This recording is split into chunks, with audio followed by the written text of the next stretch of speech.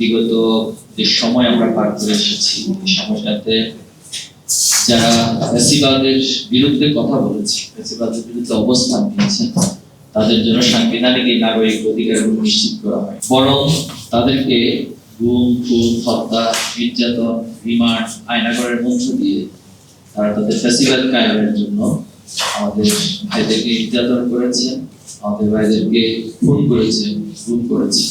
5ই আগস্টের পর আমরা স্বপ্ন দেখেছিলাম যে একটি সুন্দর বাংলাদেশ নির্মিত হবে এবং সে বাংলাদেশে বিগত সময়ে অবিচার হয়েছে, সবগুলো অবিচারের সুষ্ঠু ন্যায় বিচার সকলে পাবে। সে আশায় আমরা এই গুম হওয়া যারা গুম হয়েছিলেন তাদের পরিবারকে সাথে নিয়ে সরকারের যতগুলো জায়গা রয়েছে, র্যাব থেকে শুরু করে সরকারের গোয়েন্দা সংস্থা যতগুলো জায়গা রয়েছে, গুম কমিশনের তথ্য দেওয়া, সব জায়গাতে আমরা চেষ্টা করেছি সাংবাদিকদের মাধ্যমে, কিন্তু পরিবারের সদস্যরাও তাদের সন্তানদের, তাদের পরিবারের সদস্যদের তথ্যগুলো তুলে ধরেছে। কিন্তু দুঃখজনক হলো আমরা এখনো পর্যন্ত 7 জন ভাইয়ের কোনো খোঁজ খবর পাইনি।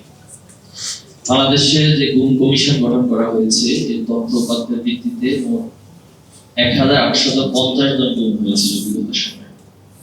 এর মধ্যে 330 জন ফিরে আসেনি এবং এই 1850 জনের মধ্যে ইসলামী ছাত্র শিবিরের 200 শতাধিক প্রায় জনশক্তি দায়িত্বশীল ভাইরা রয়েছে।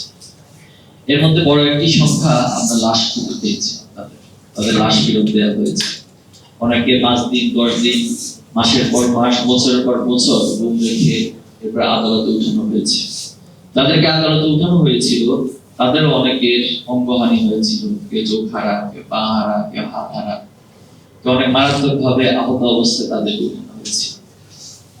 এর মধ্যে 7 জন ভাই, তাদেরকে আমরা এখনো খুঁজে পাইনি। আমাদের হাফেজ জাকির হোসেন ভাই, যিনি ঢাকা মহানগর পশ্চিমের আদালত থানার দায়িত্বশীল ছিলেন, ওনাকে গুম করা হয়েছে। ইসলাম বিশ্ববিদ্যালয়ের ওয়ালিউল্লাহ এবং আল মুকাদ্দাস ভাই, এই 2 জন ভাইকেও যারা কুষ্টিয়া থেকে ঢাকায় আসার পথে ঢাকা থেকে গুম করা হয়েছে। আমাদের যশোরের রেজওয়ান ভাইকে ওনার এলাকা থেকে গুম করা হয়েছিল। ঝিনাইদহের কামরুজ্জামান ভাইকে গুম করা হয়েছে। বান্দরবানের জয়নুল আবেদিন ভাইকে গুম করা হয়েছে এবং কক্সবাজারের শফিকুল ইসলাম ভাইকে গুম করা হয়েছে। এই 7 জন ভাইকে এখনো পর্যন্ত আমরা খুঁজে পাইনি। আজকে ওনাদের পরিবারের কথা বলেছিলাম আপনাদের সামনে।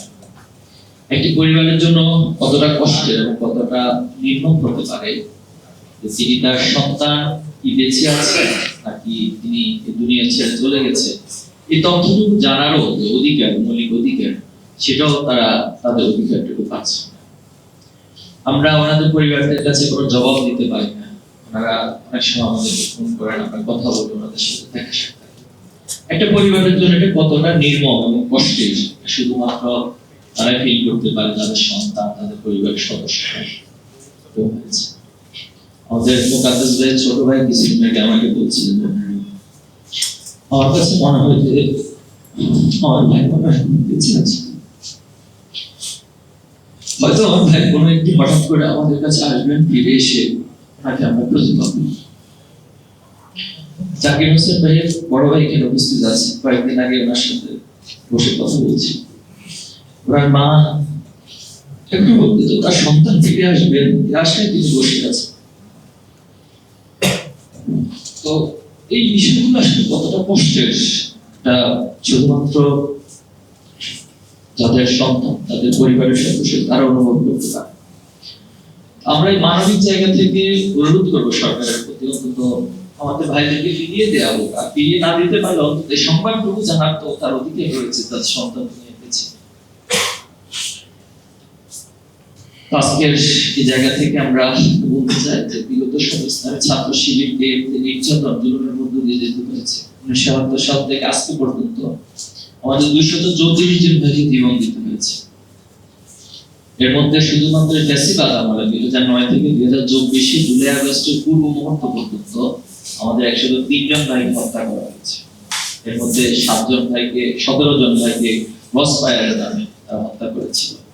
এরপরে বিভিন্ন জনকে বিভিন্ন ভাবে কোথাও বাড়ি থেকে উঠিয়ে নিয়ে এসে অথবা কোথাও মিছিলে, কোথাও রাজপথে তাদেরকে হত্যা করেছে। আমাদের অনেক ভাইকে হত্যা করে শহীদ সোহান, আপনারা জানেন, তার চোখগুলো উঠিয়ে নিয়ে যাচ্ছে। আমাদের সাবেক কেন্দ্রীয় সভাপতি দেলোয়ার হোসেন ভাইকে টানা 55টি ডিমান্ডের মুখোমুখি করা হয়েছে। একটা সংগঠনের কেন্দ্রীয় সভাপতি থেকে শুরু করে একবারে রুট লেভেলের উপশাখা জনশক্তি পর্যন্ত কাউকে হাত হারাইতে হয়েছে, কাউকে পা হারাতে হয়েছে, কাউকে বিভিন্ন নির্যাতনের মধ্য দিয়ে যেতে হয়েছে। রিমান্ডের পর রিমান্ড, দিনের পর দিন তাদেরকে নির্যাতন করা হয়েছে। এত কিছুর পর ইসলামী ছাত্র শিবির তার সততার জায়গায়, নিষ্ঠার জায়গায় আমরা কাজ করে যাচ্ছি। কিন্তু এরপর আমাদেরকে বিভিন্ন ভাবে ট্যাগিং করা হয়, বিভিন্ন ভাবে প্রোপাগান্ডা আমাদের পিছনে চালানো হয়। আমরা এই সব কিছুর জবাব আল্লাহর আদালতের কাছে উপস্থাপন করছি। এত নির্যাতনের মধ্য দিয়ে যাওয়ার পর একটি সংগঠনকে আজকের দিনে এসেও যারা হত্যাযোগ্য হিসেবে উপস্থাপন করার চেষ্টা করে, তাদের জন্য আমরা আল্লাহর আদালতে আমাদের সকল অভিযোগ উপস্থাপন করছি। মেহরবানি করে এই নির্যাতিত সংগঠনের প্রতি যে জুলুম করা হয়েছে, আপনাদের নতুন কোনো অপবাদ, নতুন কোনো প্রোপাগান্ডা দিয়ে এই জুলুমের উপর আবার জুলুম করবেন না, আমরা সকলের প্রতি সে আহ্বান করছি। আমরা শেষ করতে চাই, 5টি দাবি আমি সরকারের কাছে উপস্থাপন করছি আজকের প্রোগ্রাম থেকে। 1, অনতিবিলম্বে গুম হওয়া সকলকে পরিবারের কাছে ফিরিয়ে দিতে হবে অথবা তাদের সঠিক অবস্থার তথ্য জানাতে হবে। 2, দ্রুত সময়ের মধ্যে প্রতিটি গুমের ঘটনার সাথে জড়িত আইন শৃঙ্খলা বাহিনী সহ সংশ্লিষ্ট সকল ব্যক্তির বিরুদ্ধে দৃষ্টান্তমূলক আইনগত ব্যবস্থা নিতে হবে। 3, বিগত ফ্যাসিস্ট আমলের সকল প্রকার আইনাঘরের বিস্তারিত তথ্য জনগণের সামনে উন্মুক্ত করতে হবে। 4, গুমকৃত সদস্যদের পরিবারকে যথাযথ পুনর্বাসনের ব্যবস্থা করতে হবে এবং গুম থেকে ফেরত আসা সকল নির্যাতিত ব্যক্তির জন্য উপযুক্ত ক্ষতিপূরণ নিশ্চিত করতে হবে। 5, বাংলাদেশের র্যাব, পুলিশ সহ সকল প্রকার আইন শৃঙ্খলা বাহিনীর পূর্ণ সংস্কার করতে হবে যাতে ভবিষ্যতে কেউ গুম, খুন, ক্রসফায়ারের মতো মানবাধিকার লঙ্ঘনের অপরাধ সংঘটিত করতে না পারে। আমরা সরকারের কাছে এই 5টি জোর দাবি জানাচ্ছি। আশা করি সাংবাদিক ভাইদের মধ্য দিয়ে এই দাবিগুলো সরকারের কাছে উপস্থাপিত হবে এবং দ্রুত সময় সরকার সেটি বাস্তবায়ন করবে। আমরা আল্লাহর কাছে কান খুলে দোয়া করছি, আল্লাহ তাআলা যে সকল গুমকৃত ভাইরা এখন ফিরে আসেন, আল্লাহ যেন তাদেরকে তার রহমত ও চাদর দিয়ে আবৃত রাখে। তারা যদি দুনিয়া বেঁচে থাকে, আল্লাহ যেন অবশ্যই তাদেরকে দ্রুত সময় আমাদের মাঝে ফিরিয়ে দেয়। সবাইকে ধন্যবাদ। আসসালামু আলাইকুম।